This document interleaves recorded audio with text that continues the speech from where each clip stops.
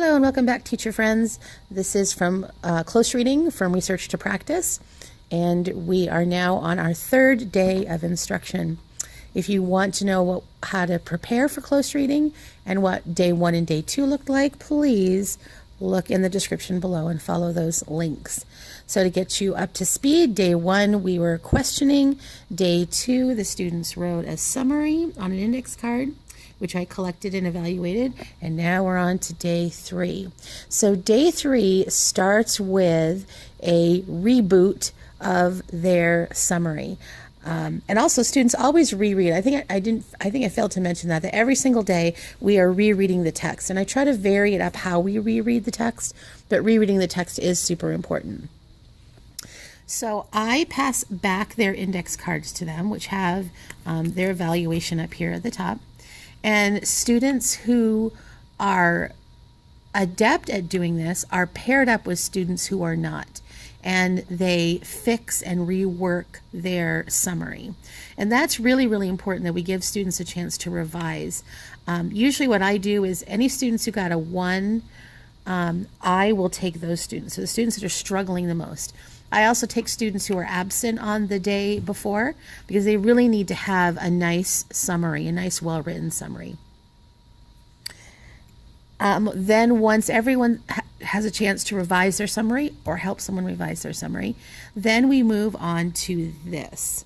So on day 3, we're working on an exactly 20-word gist. Exactly 20 words, no more, no less. And we're going to use this to create our gist statement. And that's why our summary has to be so well done, because we're taking information from here and we're moving it to our 20-word gist, or our 20-word main idea. I tend to call this a summary and this a main idea. And our success criteria for having a great 20-word gist is, first of all, it has to be exactly 20 words. It has to make sense. They can't cut corners and shoehorn it into 20 words and have it not make sense and have it not be complete sentences. It also still has to retain those original main ideas.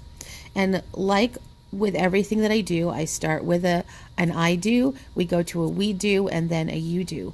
So we start by looking at each sentence word by word. Now keep in mind, this first sentence this was an I do, this sentence of our summary. So they all have the same first sentence. Good morning. Good morning.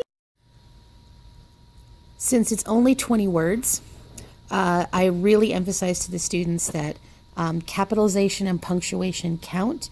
If it's a word that's in the text, it should be spelled correctly. This should be your very, very best work. And this takes a surprising amount of work, and it is really, really great for getting their thinking skills working. If they've got too few words, you have to remind them to add some details. If they don't have enough words, the same thing, add more details. If they have too many words, how can they combine? Now, when we do this, I do take a small group of students and work with them. I know there are students who really struggle with this. They're my students, they're my struggling, striving readers. And so we tend to do this in a small group with me, and other students either work on it independently or with a partner. So it's okay if their work is very, very similar to each other. And one of the things I find about the students who are struggling and striving is they don't know, when it's not 20 words, they just don't have any strategies. So I'm hoping that over time they're going to get better at that.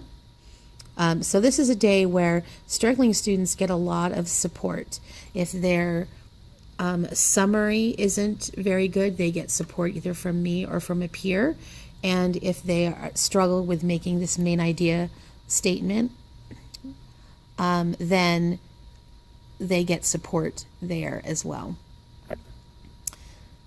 So on to our final day of instruction.